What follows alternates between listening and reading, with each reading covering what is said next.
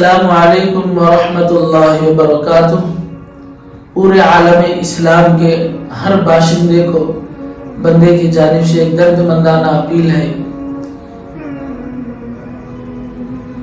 سرزمین فلسطین پر جس قدر اب مسلمانوں پر اور وہاں کے رہنے والے بچوں، بڑوں اور عورتوں پر جو ظلم ہو رہا ہے،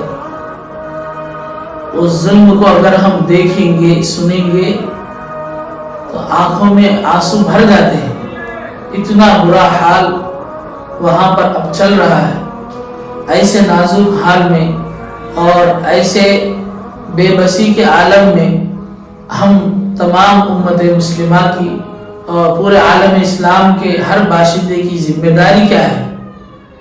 اللہ کے رسول صلی اللہ علیہ وسلم نے فرمایا، کسی بندے پر ظلم ہو رہا ہو اور لوگ اسے دیکھ رہے ہیں، اسے سن رہے ہیں، لیکن اپنی طاقت اور وسعت کے مطابق اس مظلوم بندے کی مدد نہ کریں، تو رسول اللہ صلی اللہ علیہ وسلم نے فرمایا کہ جس قدر ظالم اس ظلم میں برابر کا حصہ دار ہے، اسی قدر وہ دیکھنے والا اور سننے والا اگر اس مظلوم کی مدد کے لیے کچھ بھی نہ کرے تو وہ بھی اس ظلم کے اندر برابر کا شریک ہے۔ اگر ہم چاہتے ہیں کہ ہم ان ظالموں میں شمار نہ ہو تو ہماری ذمہ داری یہ ہے کہ ہم یہودیوں کی تاریخ کیا ہے سب سے پہلے پڑھیں اور سمجھیں، یہ یہودی کون ہے، یہ اسرائیلی کون ہے، یہ اس کا مقصد کیا ہے۔ ہم ان چیزوں کو دیکھیں اور مطالعہ کریں۔ تاریخ پڑھنے سے معلوم ہوتا ہے اس دنیا کے اندر جتنی قومیں آئیں، جتنے پیغمبر آنے کے بعد سب سے زیادہ پیغمبروں پر جس قوم نے ظلم کیا ہے اور سب سے زیادہ جس نے اللہ کی نعمتوں کو ٹھکرایا ہے، اللہ کی عبادتوں سے منہ موڑا ہے اور اللہ کے احسان کی نافرمانی اور ناشکری جس نے کی ہے، اس میں سب سے پہلے نمبر پر جو قوم آنے والی ہے وہ یہودی اسرائیلی کی قوم ہی ہے۔ قرآن مجید اٹھا کر کے دیکھیں کتنی جگہ یہودیوں اور اسرائیل کے بارے میں اللہ تبارک و تعالیٰ نے بیان فرمایا ہے، اور یہ ایسی بدتر اور ذلیل قوم ہے کہ یہ قوم اپنے انبیاء کو قتل کرتی تھی، ناحق قتل کرتی تھی اور اپنے اس وقت میں لوگوں پر بہت ظلم کرتی تھی۔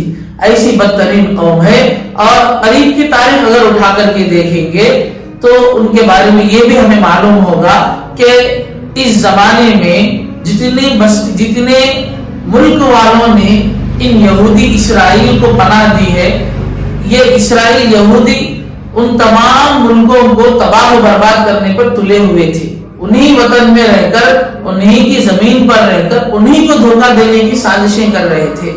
جب اس کا انکشاف ہو گیا، اس حقیقت کو کھولا گیا، تو ہر ملک کے لوگ انہیں اپنے ملک سے مار کر، دھکے مار کر باہر کر دیے۔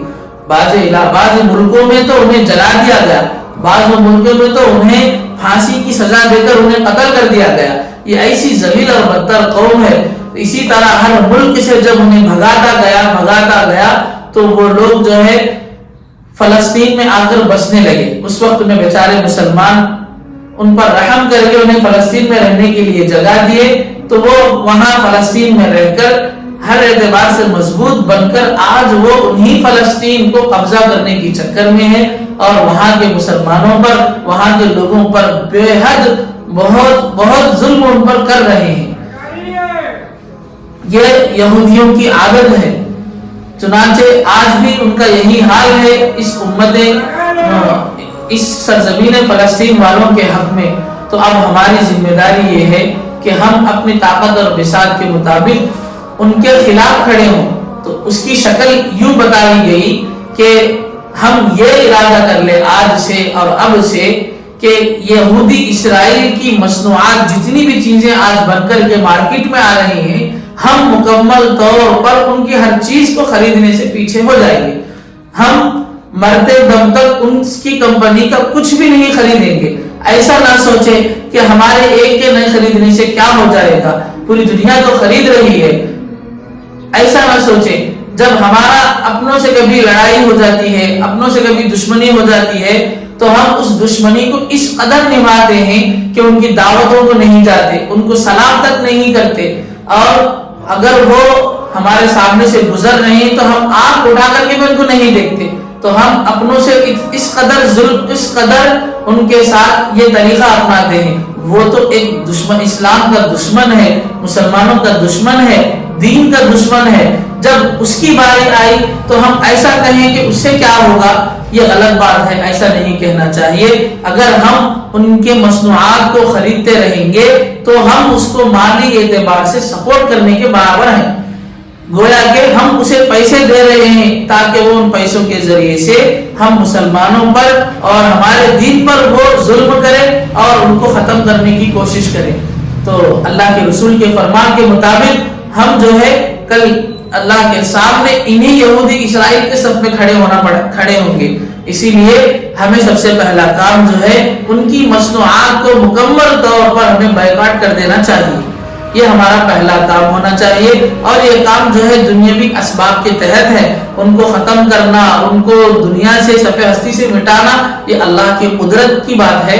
بس ہم دنیا کے اسباب کے حساب سے، ہم اپنی طاقت کے حساب سے ان کے خلاف ہم اس طریقے سے کھڑے ہو سکتے ہیں. اور دوسرا طریقہ یہ ہو کہ ہم اللہ سے جڑ جائیں، اللہ کے ہر پیغام کو سمجھ کر اس پر عمل کرنے لگے، اللہ کے دربار میں آ کر اللہ تبارک و تعالیٰ سے رو رو کر گڑ گڑا کر ان کے حق میں دعائیں کرے کہ اے اللہ آج جو ظلم فلسطین کے لوگوں پر ہو رہا ہے، اے اللہ ان مظلوم فلسطینوں کی مدد فرمائیے، ان پر رحم و کرم فرمائیے، ان کی شہادتوں کو قبول فرمائیے، اور یہ جو ظالم ہیں انہیں دنیا سے مکمل طور پر ختم فرما دیں، ان کا حساب لینا شروع کر دیں.